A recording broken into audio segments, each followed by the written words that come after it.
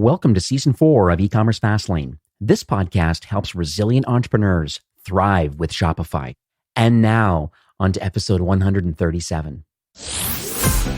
You're listening to E-commerce Fastlane, the podcast show to help you build, manage, grow, and scale a successful and thriving company, powered by Shopify. Listen to real conversations with partners and subject matter experts as they share proven practical strategies, platforms, and the best Shopify apps to help you accelerate your business. The time is now for you to improve efficiencies, grow revenue, profit, and lifetime customer loyalty. Please welcome your host, startup founder, and strategic advisor, Steve Hutt.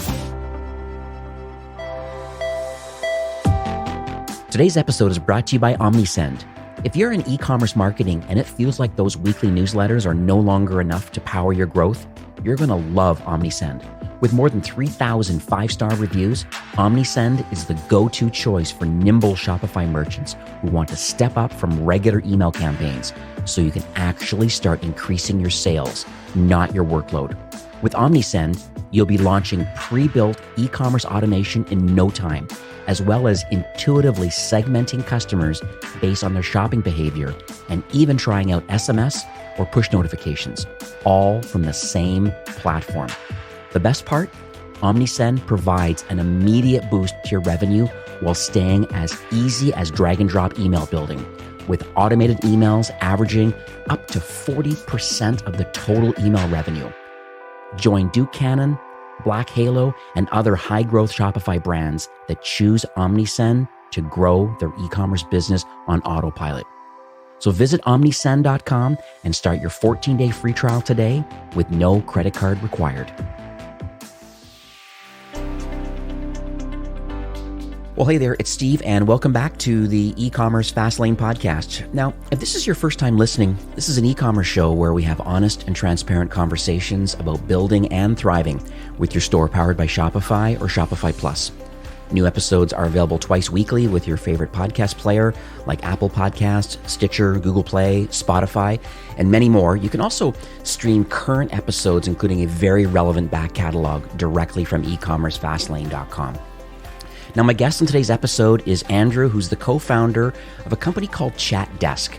And they have a lot of notable Shopify brands that are using their solution, including Andy Swim, Minted Cosmetics, Everbrand, Scotch Porter, and so many more. They're using this solution. It's a cloud platform that's providing on-demand customer support and assistance and helping to drive sales during after peak hours, but then also during peak periods. It's quite interesting what they do. It's a great conversation. There's a ton of learnings. Also, please make sure that you listen through to the end of the episode because there's also a couple of exclusive listener-only bonuses that are available. So hi, Andrew. Welcome to E-commerce Fastlane. Hey, Steve. First off, thanks again for having us on. Really excited for the conversation. Yeah, I learned about your solution. Thank you and welcome.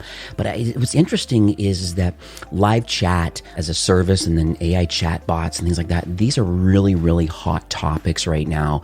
And I believe that there is a lot of miseducation about should I have one, should I not have one, and then how to execute correctly with the best kind of customer experience. So I want to have you on today because you and your company have a very unique approach that are not rivaled by many in the space. And so let's talk first maybe on a high level just to educate people listening today, like what exactly ChatDesk does and the problems that you're aiming to solve for Shopify store owners. Absolutely. So yeah, a little bit about ChatDesk. We're a cloud customer experience platform based in New York. The problem that we're solving for hundreds of e-commerce brands, as well as enterprise brands such as Gap, Abercrombie, Vera Bradley, is we're helping them quickly increase sales and scale their customer support across all of their channels, whether that be email, Facebook, Instagram, chat, and more. And I'll just give you a quick example of that. So we started working with a Shopify store, Andy Swim, about 2 years ago. At the moment, they're one of the fastest women's fashion brands out. And back then, Melanie and the team were pretty small. And like many e-commerce stores, they have a lot of competing priorities, whether that's managing inventory, marketing, operations, But by far, one of the main pain points that we discussed with them was, quickly responding to their customers and providing great customer service, right? And when you think about it, every day they're receiving hundreds of emails, chats, social comments related to order status questions, someone responding to one of their ads with a question about their product. And if you're not able to quickly respond to all of these types of messages, you might be left with unhappy customers and lost sales. What we do and what was appealing to Andy is that we made it easy and more affordable for them to find US-based superfans of their brand. So these are Andy customers. These are women across the US who are, fashion lovers, swimsuit lovers, who can actually help Andy provide personalized responses to their customers, which is powered by machine learning. So for the Andy team, they love this, right? They're able to get back some of their time to focus on other parts of the businesses and, also get a chance to sleep and spend some more time with friends and family, right? So it's something we're really excited about. And, I think a theme that you'll see in this conversation is we want to help Shopify stores democratize quality customer service. You don't have to spend a lot to really provide that level of experience that your customers are, looking for and deserve. Yeah, I love that idea about competing priorities, because you're right. There's a lot of things that a brand can be working on. I mean, I recently did a 2021 kind of roadmap with a brand, and they kind of shared this sort of things that they want to work on for each quarter. And that's kind of part of my role in Shopify, is really to help brands grow and scale. And, one of the topics that comes up for sure is like, how do we improve the customer experience? And I do a customer experience audit, just pretending to be a customer, and go through the whole flow. And I start thinking about, does this website actually have a pulse? Is somebody here to help me? Because they've got your website somehow. We know that the acquisition costs are quite high, driving ads through Facebook and Instagram, however, or even through influencer side. But they've got to your website and they're learning more about what you have to offer. And imagine if they had a quick question to ask and a live chat operator is available. And I think that's the power of this. And that's like only a small part of customer experience that you're solving, but it's so unique and so awesome. So let's talk a little bit about the founder's journey before we kind of get into the meat and potatoes of this, because I got a lot to talk about today. I understand there's a co-founder, and I just would like to understand, why chat? Why this sort of like business? And like, what do you believe uniquely positions both you and your co-founder, I guess, in a couple points to have the desire, number two, to have the expertise to even want to create this platform? Yeah, definitely. So a little bit about myself. Originally from Atlanta, New York, I think has been my home away from home for, I would say, the past few years. First generation American. My father's Nigerian, my mother's Colombian, born in Kentucky, out of all places. And prior to starting JatDesk, I was actually a consultant at McKinsey for over 3 years, helping to lead projects for retail and financial services companies around the world. Really helping them with their call center operations, customer experience design, really trying to take away a lot of the manual and paper-based processes that were really plaguing their business and just providing a better experience for their customers. And then on the technical side, my co-founder, Aneto, who I actually met through a friend at McKinsey, at the time, he was a product manager at Google and spent almost 7 years there, leading various machine learning projects around voice search and the Google Assistant, which is similar to Siri and Alexa. And in early 2016, we started dabbling on this concept. And actually, Aneto had to put together a small contact center for one of Google's businesses and saw how frustrating it was. And he knew that I did a lot of work in this space. And we just started having this conversation around the concept of changing, how we can democratize good customer support for all companies. Not only the large ones who can afford, a consulting firm or can afford a nice fancy outsourcer, but, the 1 or 2 person Shopify stores that can't afford to hire a part-time person or work with an outsourcer and pay those high fees. So that was one end. I think the second part was at a higher level, our mission is not only to solve customer service, but also to create jobs. As you know, there are millions of people around the country and the world who are unemployed, especially last year with everything that happened with COVID-19. And we see this as a way for our platform to empower anyone, anywhere to become a customer support agent. If you're literate, you're motivated, and you have access to a mobile phone or a computer with Wi-Fi, you can start working for the brands that you love and support from the comfort of your home. So I think that is, you're right, in the middle of this pandemic right now, and with this unemployment rate, I mean, it's slowly starting to open up. I know there's a third wave. It's kind of happening right now at least for the North American market, but I do see some parts of California starting to slowly open. And I think over time, hopefully with the summer months coming up in 21, hopefully things are, and those that choose vaccines, it's interesting kind of where things might be headed. But the reality is that, and I think McKinsey brought this up even recently, and I know Harley Finkelstein from Shopify has been touting this for quite a while about just the fact that, commerce really has moved its way ahead by 10 years in the first, 3 to 6 months in 2020. And so here we are at 2030 levels of e-commerce adoption, and a lot of people are getting used to it, regardless of the pandemic slowly going away. Potentially, maybe by 22, 23, things will be more normalish, and people can fly internationally, hopefully. But the reality is people like the benefits of shopping online. And so because they were forced to before, especially older people that really didn't shop online as much, now they're buying groceries, and they're like, oh wow, you can buy other things, and they get used to it, and they're like, I love this. And so I think Shopify and your solution is really in an interesting place right now where we're able to offer, we're almost an essential service. We're here to help people. We expand these independent entrepreneurs to help grow their businesses. But there's the customer experience portion, I guess, of a brand. And it's kind of called CX. It's kind of like, I guess, the acronym. And it is a very, very hot topic right now for brands. And for me, like, I guess my definition is more holistic perception of how somebody experiences a brand, like navigating the website or talking to customers. That could be through chat or voice or through social, and then even receiving the product, and the unboxing experience. This is all part of the customer experience. So maybe I'll ask you the question then, because you see a lot of them, you're involved in a lot of these kind of Shopify brands in the middle of this pandemic. How do you believe that customer experience is changing or has changed now based on COVID? And how do you think maybe things might pivot a bit kind of post-COVID? Yeah, no, that's a great question, Steve. I think, from the hundreds and hundreds of conversations that we have with our customers, I think there are 4 emerging themes that we see. I think the first is obviously around personalization. The second is around, more quality versus quantity when it comes to support. I think the third is reducing the amount of blind spots across your support channels, and then the need to scale faster. So, when I start with personalization, there's a need, especially with more and more customers moving online, they're expecting brands to provide that personalized experience that's similar to what they had at shopping at the store. Someone, helping them out, providing that concierge service where I know exactly the types of items that could be best for me, depending on my lifestyle, depending on my interests.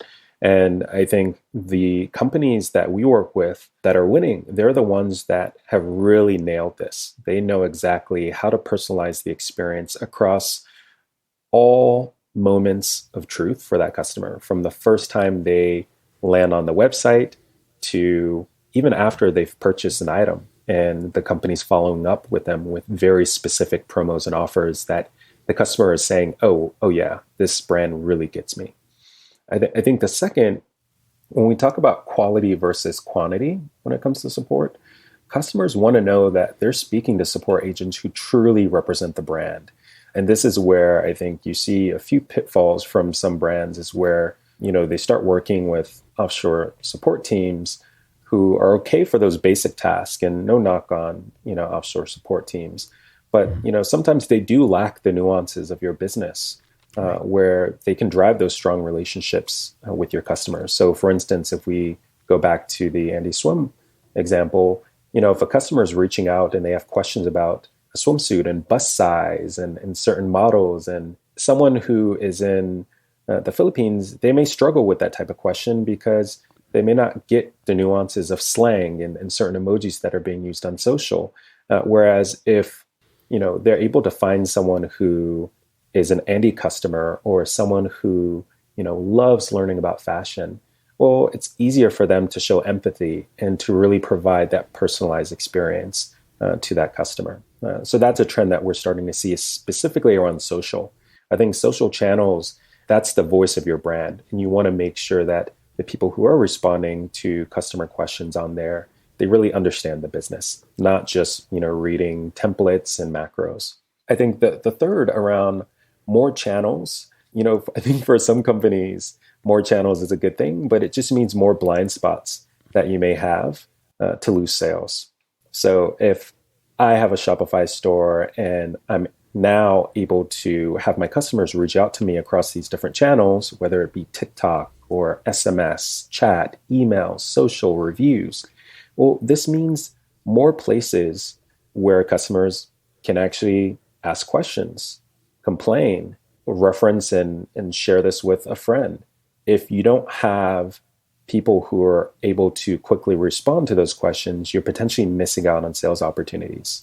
So in a way, what we tell a lot of our companies is that customer support is the new marketing. This is the voice of your brand. This is probably one of the few times where a customer can actually speak to someone who represents the company. So you want to put your best foot forward and you want to make sure that you're quickly responding. And I think that leads to the last one, and this is the overarching theme. There's a need to scale support faster. So for a lot of Shopify stores, especially the smaller ones, you have a lot of peaks and valleys. You have times where, it's all hands on deck and everyone from the founder to maybe even the engineers, they're responding to tickets, they're responding to messages and chats. And, this is one of the biggest problems that leaders face is hiring and training of new agents. Brands are expected to quickly respond to 100% of ticket types and always staying on brand.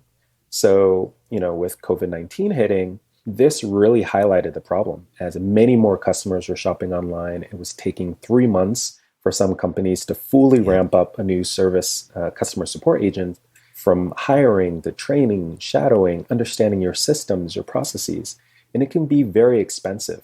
So I think these are the 4 areas that I feel that a lot of Shopify brands and the leaders of these brands, they really have to have a strong grasp of to make sure that they're providing that great experience for their customers. I'd agree with the need to scale faster and the challenges that go along with like the training you said and the shadowing. I totally get that. One that resonates the most with me is about the blind spots in the channels, because once again, I manage quite a few brands and some conversations come up about, okay, you're in a multi-channel world. You're trying your best to get your products out there and you have a lot of social channels. Just once again, to spread the message around depending on where your target audience is.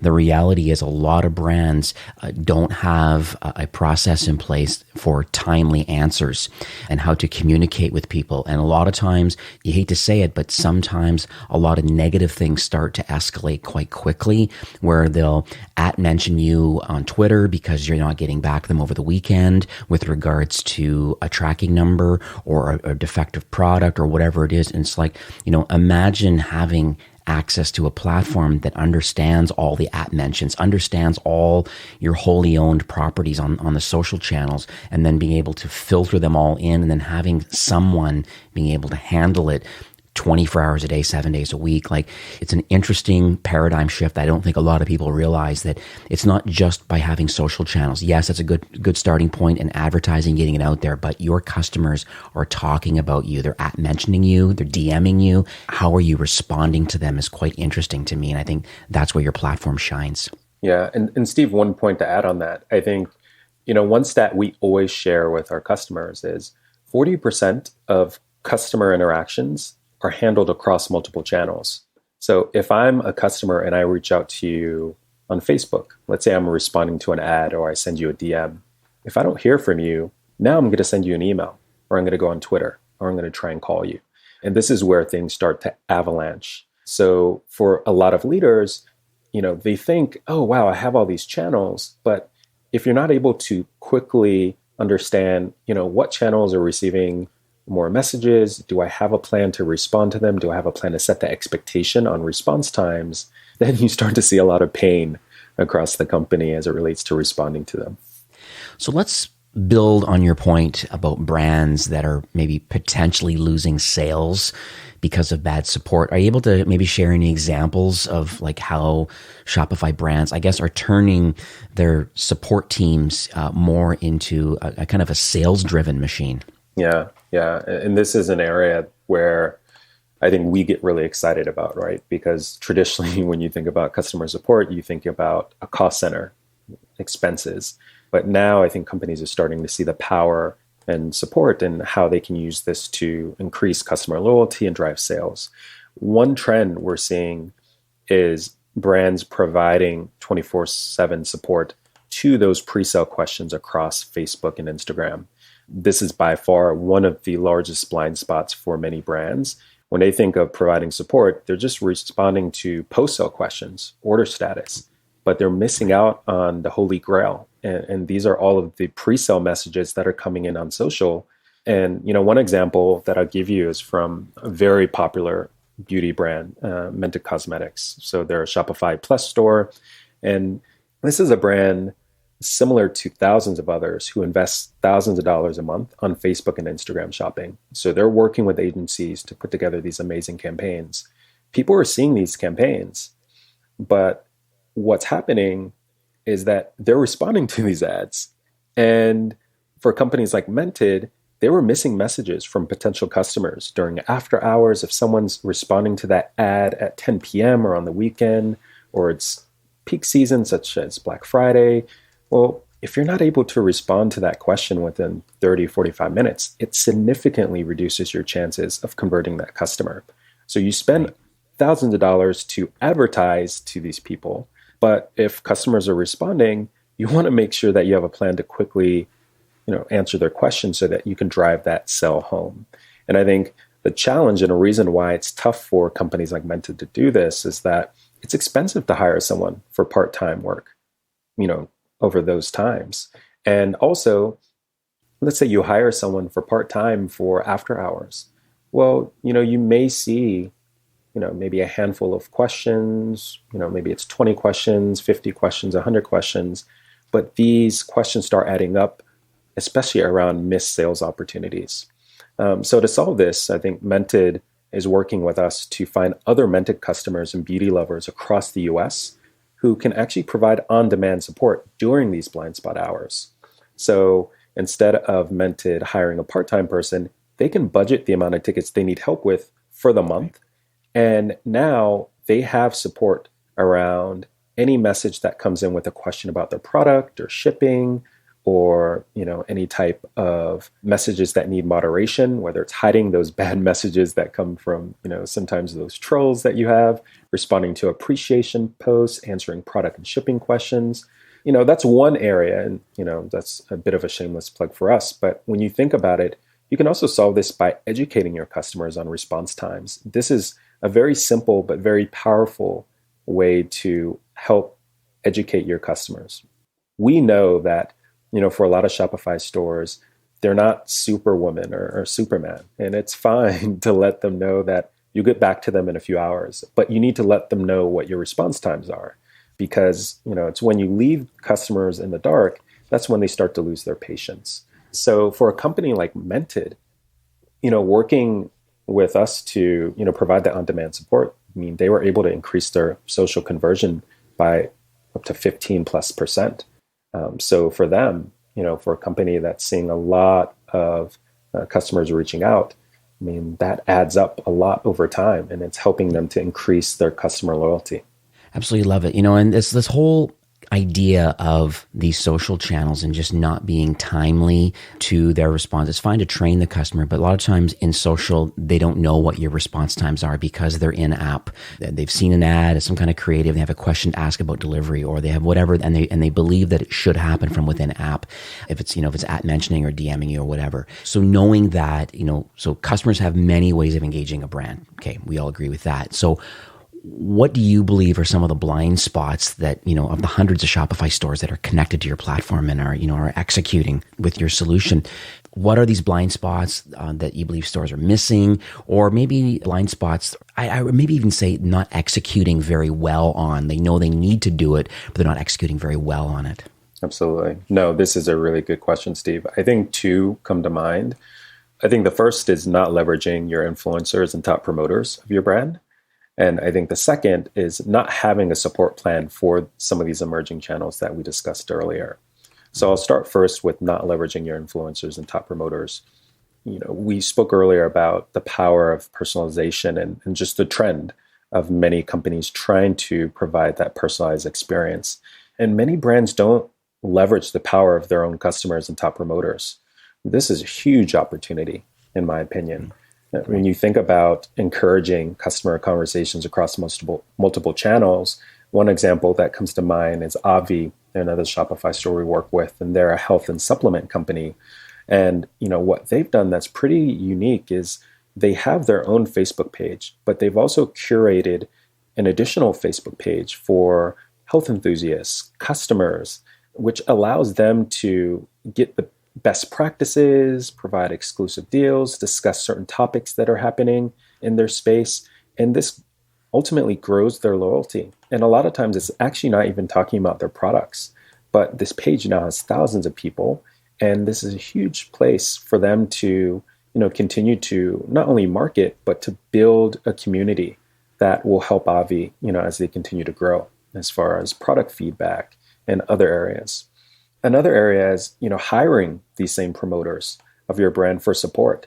So, when you talk about finding the right types of people that represent your brand, at ChatDesk, we feel very strongly about this. We've built a community of thousands of US-based superfans. We call them superfans, but they're experts brand experts who are really excited to work for the brands that their customers are promoters of.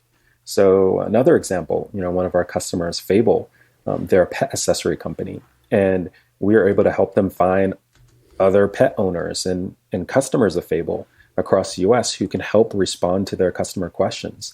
It's great for Fable because they know that these ChatDesk experts really understand the nuances of the questions that customers have. They're able to provide additional empathy because they get it. They understand. They're a pet owner. And the impact of that is just more personalized quality answers for your customers. And that's one. But the second, which I think is even larger for growing companies, is it reduces your churn rate as these promoters will continue to work with you for longer and drive more referrals through their community. Churn is a huge issue within the support space. About 60% of support agents that companies are hiring, they leave within a year. So that's a lot of money and time that leaders have spent training and onboarding that will leave. So how can we do a better job in finding the right people that will continue to work with you and really build and grow as your brand continues to grow? I think the second, around not having a support plan for emerging channels, we just talked about some of these additional channels that you offer your customers outside of, let's say, your traditional channels, which is email, phone, and chat. There are other fast-growing channels where customers are finding you. TikTok, YouTube reviews, Reddit. It's not enough to just market on a channel. You need to be prepared to interact with people who reach out, especially if it's a pre-sale question.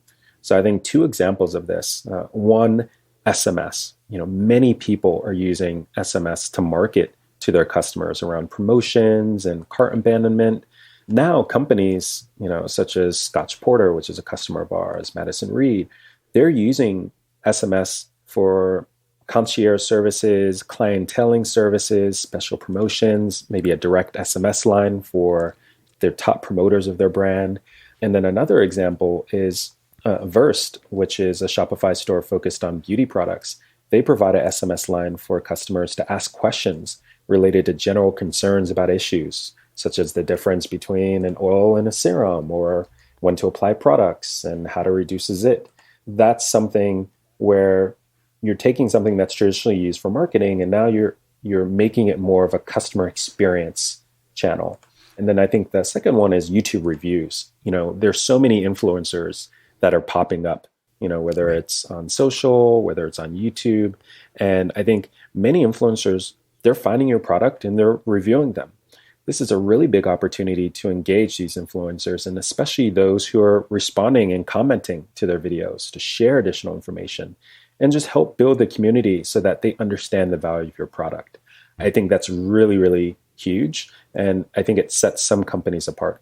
So next question I have is more about support. And I guess a lot of brands don't necessarily have the luxury of maybe hiring a large support team, and handling all of these questions from their customers. I even have a recent example. There's a brand that I manage that purposely is not putting live chat on their website right now at the moment because they're really concerned about the human capital.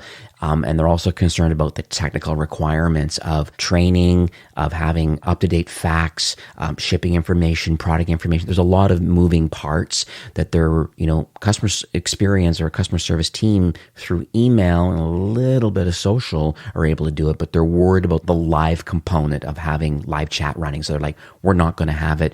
We're growing and scaling without it. But I'm suggesting that having a pulse on the website and you framed it quite nicely. This shouldn't be a cost center. This is actually a profit center because there's active customers looking to buy your stuff, but you're just not there in real time to help them answer potentially some quick questions or some product recommendations.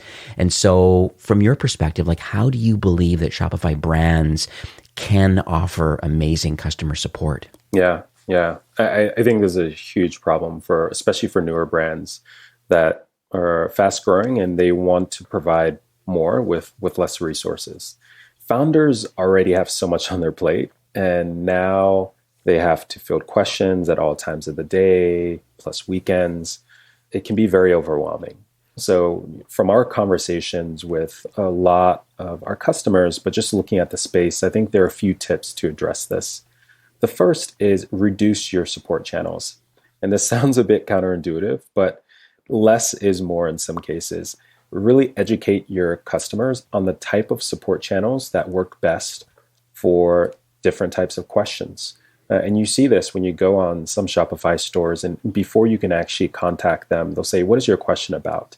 And based on that topic, they may suggest a channel, or they may suggest some additional self-service options as well. So we talked a bit earlier about 42% of support conversations happening across multiple channels. For example, for a lot of our customers that we work with, pre-sale questions probably need to be handled as soon as possible. So you want to find channels where they can get quick responses, such as chat, and remove those pre-sale questions from, maybe a DM or even around email. For post-sale questions, we recommend that companies tell their customers to reach out via email. You're not now using a chat conversation to talk about where's my order. Well, that's something that could probably be handled over email or even self-service. And returns and exchanges, definitely. This is an area where we strongly recommend that companies find self-service options to handle those types of questions. I think the second is driving as much self-service as possible. And it's not about deflecting conversations from your customers. It's that customer has a question and you want to make sure that they can get an answer as soon as possible. 40 to 60% of some customer support inquiries that we see, they can be handled through self-service. So there are Shopify apps such as Aftership and Tractor that can easily help shift more volume to self-service, such as someone reaching out to get an order status or someone that wants to process a return and exchange. Well, for some companies, you can go to their website and start the process online without actually speaking to someone, which could be a huge time saver for them. And then, obviously selfless plug, but get a chat desk team. Like I said before, we're really trying to democratize quality support for brands of all sizes. And we have brands of all sizes using our platform. Some who are just paying only $99 a month for additional support. And it goes a long way. This could help them drive a few more sales a month, which is worth it for them. And, the brands let us know the types of tickets they need help with, in addition to the time coverage they need, and we take them from there. We handle the onboarding, the performance management, quality assurance, so that for them, they see their chat desk team as an extension of the actual team. And for their customers, they don't see a change at all, because what we're doing is we're providing those personalized responses that are the same responses that the number team is using, which is great. I love the self-serve model. It's a topic that I bring up quite a bit with the brands I manage. And part of it is just kind of this post-purchase experience. Someone makes a purchase and they want to do a return.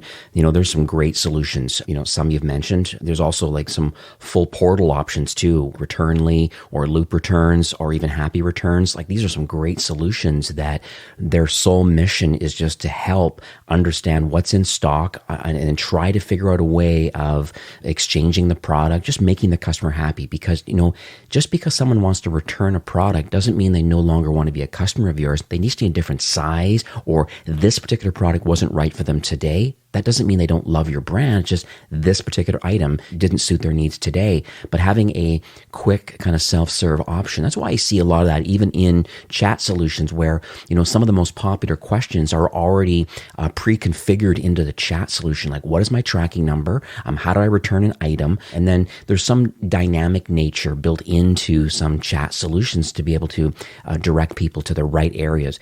If that's not built into your chat solution, then the flip side is that as soon as someone has this sort of question and an agent engages with that, they have a canned response and a very nice link to the landing page of Returnly or Loop or Happy Returns and saying, not a problem. It's super easy to make a return or exchange today. Click, there you go. I'll even co-browse with you, or I'll be waiting for you as you go ahead and do this exchange right now. I'm here to help you. And yes, there's stock. And so there's lots of very interesting ways, I think, of positioning a lot of this. So I just want to commend you on that. I think you're definitely onto something here. Let's talk about the people that listen to this podcast. I mean, almost 10,000, some people a month listen to this podcast. And you can appreciate there's a very diverse range of entrepreneurs. From your vantage point, you've been involved in commerce for quite a while, thousands of team members that are, working remotely that are helping manage hundreds of brands. And so from your vantage point, what sort of advice would you give these brands or these store owners today that are eager to grow, and then those kind of in the mid-market that are ready to scale? Yeah, I think the first one, and it's huge, it's been a huge key to our success, is listening to your customers. I mean, the one thing I love to do is hop on a call with them and help them, figure out some very challenging issues around support. It's hard. There are many moving pieces. And I think for Shopify stores and leaders, everyone on your team should be helping out with customer support, whether it's engineers, marketing, founders. I've spoken to some companies who mandate that everyone should do an hour or a half day of support once a quarter or every year. I think investing in tools also to quickly understand trends that drive action across your business. There are so many companies that they have thousands and thousands of conversations a month, but they don't really understand what are the trends happening with those conversations. Are there ways that I can start to segment these conversations where I can be a bit more proactive at supporting my customers versus reactive and waiting for issues to happen? That includes automatic tagging of your customer and product feedback across these channels, improving your product, identifying opportunities for self-service. And I think, if you do it very well, you can start to find those top promoters and detractors who can help you drive more sales and also limit churn. I think the second is investing more in building loyal customers. There was a study I saw that said, I think it was a Forbes study that said it costs 5 to 10x more to acquire a new customer than to retain one. Yet, when I speak to many companies, and especially their marketing budget, they're spending 10 to 20x more on marketing than they do customer experience. So, too many founders concentrate on acquiring new customers while neglecting their existing ones. And the funny thing is, returning in existing customers, they cost less, they spend more, and they drive organic marketing.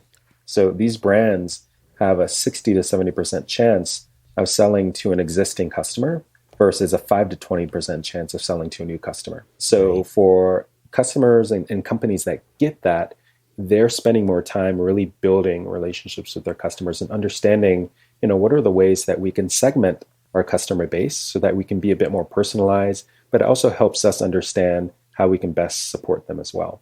I think an example of that is Bombas.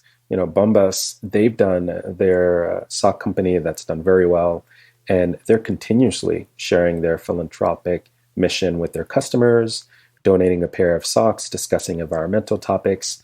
These are things that it costs a little bit of money for them, but it's helping to build and curate that community that is going to help keep their customers very loyal and excited.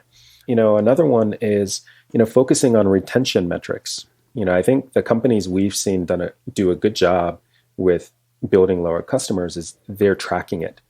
They have that North Star metric around churn rate or customer lifetime value or net promoter score to understand month over month, year over year, how do we continue to service our customers, but build those strong relationships.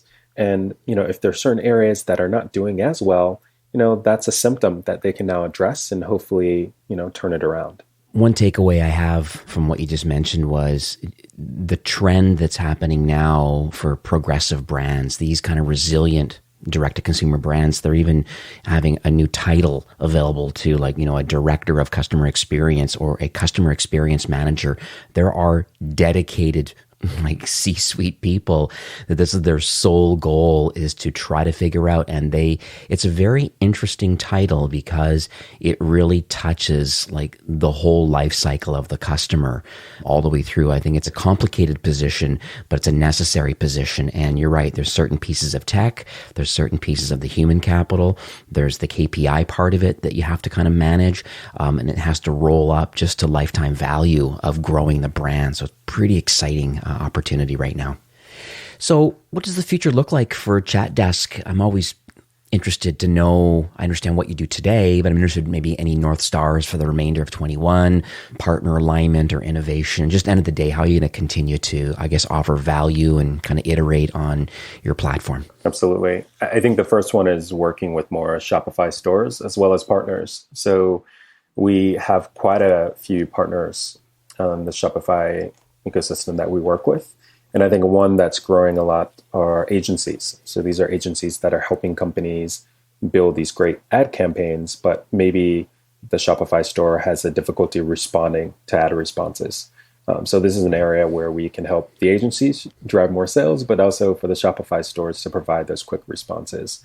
And then also just working with more companies. We currently work with companies across Europe, Australia, Africa, and we hope to continue building our superfan communities globally. So we have, I would say, 90+% of our superfan communities in the US, but we're starting to build one in the UK. We're starting to build one in Australia.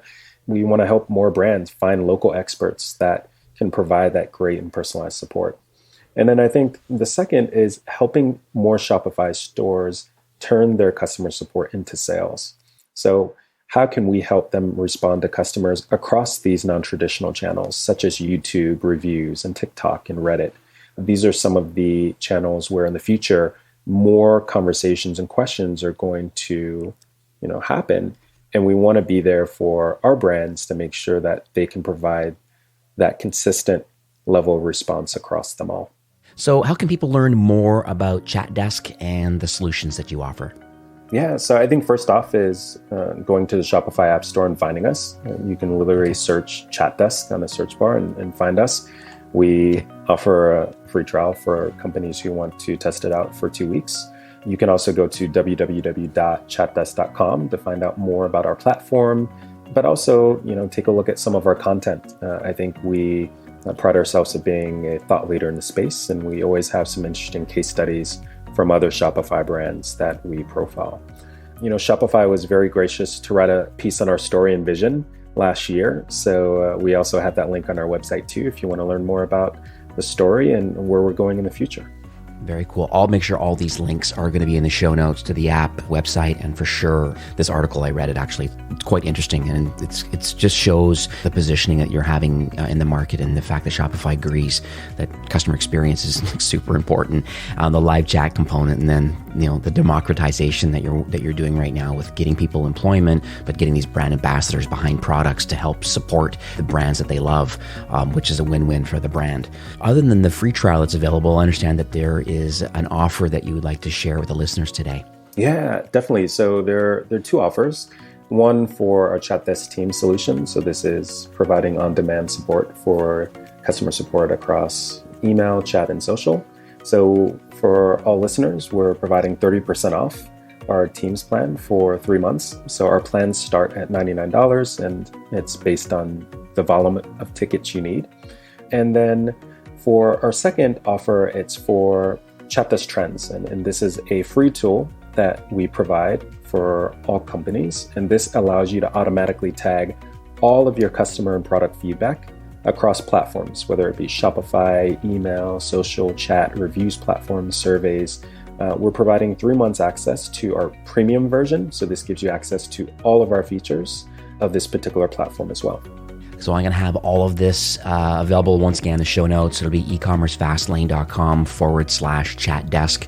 That'll redirect you to the landing page. You can take Andrew up on either one of these offers for the outsourced kind of a Chatdesk Teams offer or the premium Chatdesk Trends offer. So this is awesome. Thank you so much. I just really appreciate you coming on the show today, Andrew. It's very clear to me that you're definitely in tight alignment with wanting to help Shopify brands and in a lot of ways, improving efficiencies, definitely growing revenue, like using chat, as a profit center versus a cost center. I really appreciate that mantra. And then end of the day, just offering world-class customer support, scalable way.